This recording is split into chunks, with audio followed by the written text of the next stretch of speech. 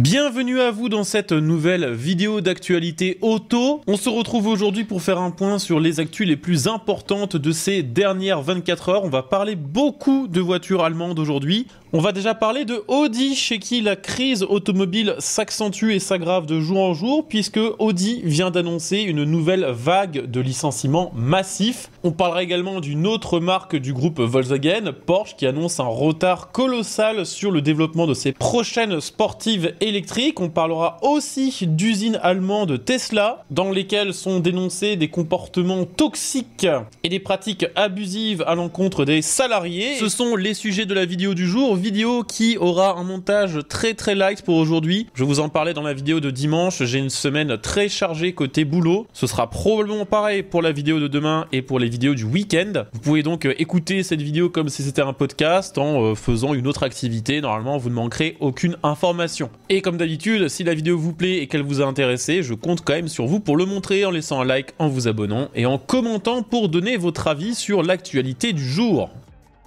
Je vous le disais, nous allons commencer par parler de Audi qui s'enfonce tous les jours un peu plus dans la crise. Audi qui a connu une année 2024 assez compliquée, on rappelle, avec une baisse des ventes d'environ 11%, avec 1 670 000 véhicules écoulés. Audi qui vient déjà de fermer l'une de ses usines à côté de Bruxelles, à Forest, usine historique du groupe qui existait depuis 70 ans, qui en fermant a laissé sur le carreau 3000 salariés. Malheureusement, les galères continuent de s'enchaîner pour Audi et la marque annonce licencier 7500 personnes de plus d'ici 2029, donc en 4 ans. Alors c'est pas la seule mauvaise nouvelle pour les salariés, on y reviendra dans quelques petits instants. Ces 7500 emplois seront supprimés en Allemagne sur les 4 prochaines années, c'est environ 13% de l'effectif de Audi en Allemagne. L'Allemagne qui est vraiment en train de subir de plein fouet cette crise de l'industrie automobile, puisque outre-Rhin, c'est déjà des dizaines de milliers d'emplois qui ont été supprimés, et c'est encore des dizaines de milliers d'emplois qui vont disparaître dans les 3, 4, 5 prochaines années. Ces 7500 emplois supprimés ne seront pas des emplois d'usine, ce ne sera pas des travailleurs qui produisent les véhicules qui seront licenciés, mais bel et bien des emplois dans le secteur de l'administration et du développement des produits. Vous l'avez compris avec cette décision, Audi ne pense pas qu'elle vendra moins de voitures dans les années qui arrivent, sinon elle aurait fermé des lignes de production et licencié les travailleurs qui les faisaient fonctionner. Par contre, elle est en train de chercher un moyen de faire grimper sa marge. C'est dans la continuité des décisions stratégiques qui avaient déjà été prises pour Audi depuis 2019. Ce que cherche absolument Audi, et c'est quand même bien triste, c'est la marge.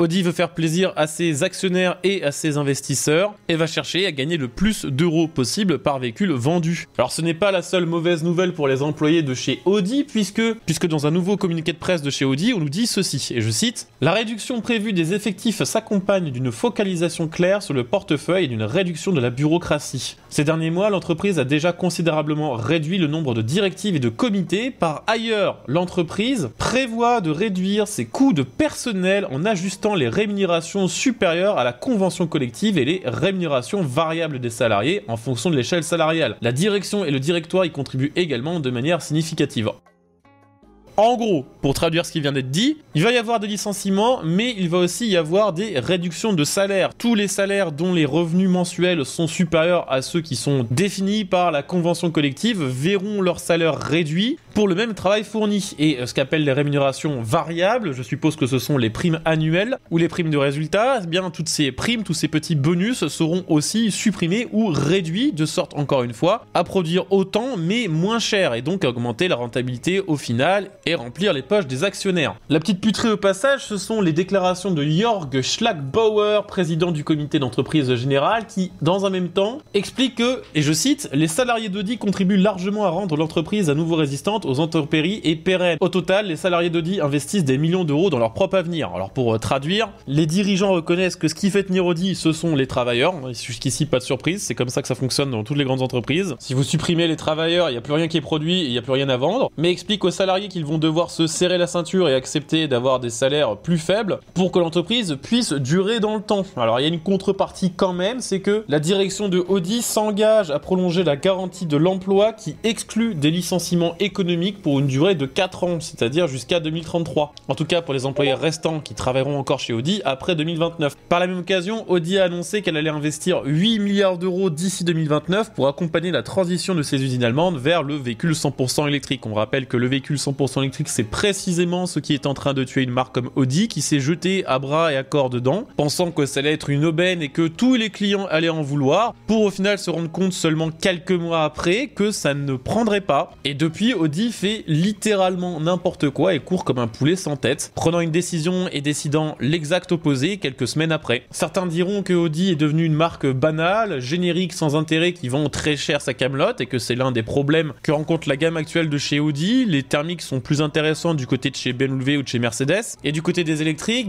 c'est compliqué de convaincre un client de venir chez Audi alors qu'il peut avoir une Tesla qui fait mieux pour 2 fois moins cher. D'autres considèrent que Audi est tout simplement au cours du temps en train d'être redimensionné et reformé pour préparer un futur rachat par des groupes chinois avec une masse salariale épurée pour en tirer un bon prix lors d'un rachat. On verra bien ce qui se passe pour Audi dans les mois à venir. On sait bien que ça va être très compliqué pour eux, mais que Audi peut quand même compter sur de nouveaux modèles dans sa gamme qui vont arriver rapidement pour essayer de se sortir de ce pétrin.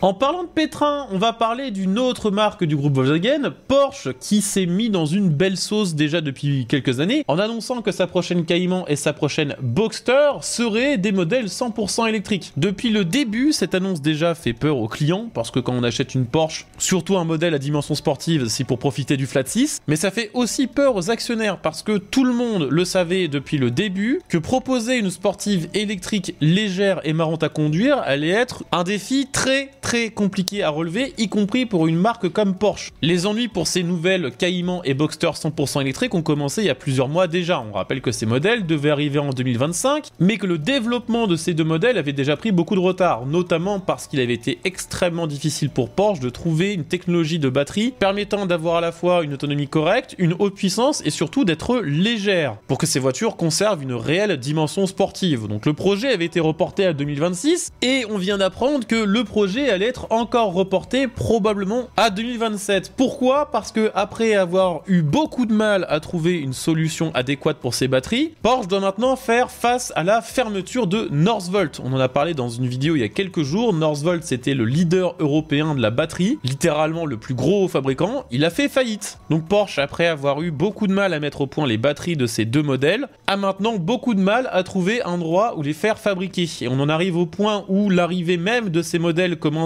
à être remise en question parce que on estime que d'ici quelques années, 2027 ou 2028, les premières batteries solides vont arriver sur les voitures électriques, si bien sûr elles existent encore. Et ces batteries solides qui vont arriver sur ces nouvelles voitures électriques vont rendre toutes les voitures électriques sorties avant complètement obsolètes parce que la batterie solide permettra d'avoir des voitures qui ont des bien meilleures autonomies grâce à des batteries qui ont une meilleure densité énergétique et à la fois des voitures plus légères. C'est vraiment le pouvoir magique des batteries solides. Donc, est-ce que Porsche prendra vraiment le risque de sortir ces deux modèles en 2027 avec des batteries d'ancienne génération qui datent déjà d'il y a plusieurs années au moment où elles seront produites, alors qu'au même moment arriveront sur le marché des nouvelles voitures électriques avec un nouveau type de batterie qui rendront obsolètes toutes les anciennes. On sait que Porsche a beaucoup de mal de manière générale avec ses voitures électriques, enfin pas Porsche directement mais leurs clients, et que c'est pour cette raison entre autres que Porsche vient de décider d'investir davantage que prévu dans les véhicules thermiques. Ne serait-il pas plus judicieux de prévoir également des versions thermiques de cette Cayman et de ce Boxster pour éviter un nouveau flop comme le Macan électrique? À vous de me le dire dans les commentaires ce que vous en pensez.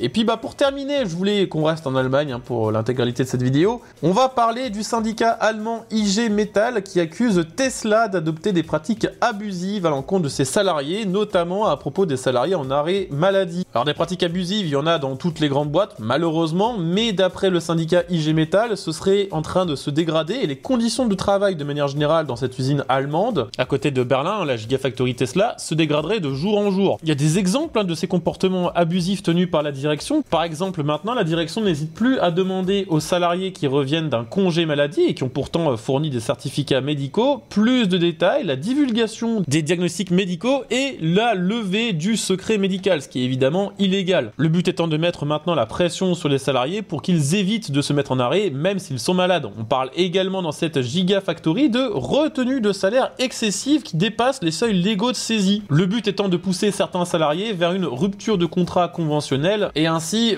éviter qu'ils puissent bénéficier du délai de réflexion requis par la loi. Même si ces problèmes touchent une minorité d'employés dans cette Gigafactory, il faut savoir que selon le syndicat IG Metall, proportionnellement dans cette Gigafactory, les recours de la part des salariés à une protection juridique sont environ 21 fois plus nombreuses que la moyenne nationale. Mais les choses vont encore plus loin puisque pour faire face à l'absentéisme élevé dans cette usine qui est quand même de 17%, la direction a carrément recruté et mis en place des équipes dont le job consiste à aller rendre visite aux salariés qui se sont déclarés malades pour vérifier qu'ils sont bien à domicile comme imposé par la loi. Cette pratique n'est pas illégale, mais le responsable d'IG Metall décrit ces méthodes comme peu sérieuses, inhumaines et contre-productives et dit, je cite, qu'on ne lutte pas contre l'absentéisme élevé au travail en mettant la pression sur les employés, mais tout simplement en améliorant les conditions de travail. Alors je ne doute pas que ce soit pareil dans d'autres usines, dans d'autres marques et dans d'autres pays, mais ce n'est pas parce que ailleurs c'est pire ou parce que ailleurs il se passe la même chose qu'il ne faut pas parler du problème. Donc voilà, on a fait le tour pour les news du jour. J'espère que cette vidéo vous aura intéressé. C'est le cas, je compte sur vous pour laisser un petit like, pour vous abonner, pour commenter. On se retrouve dès demain pour une nouvelle vidéo. Bonne journée à tous, ciao.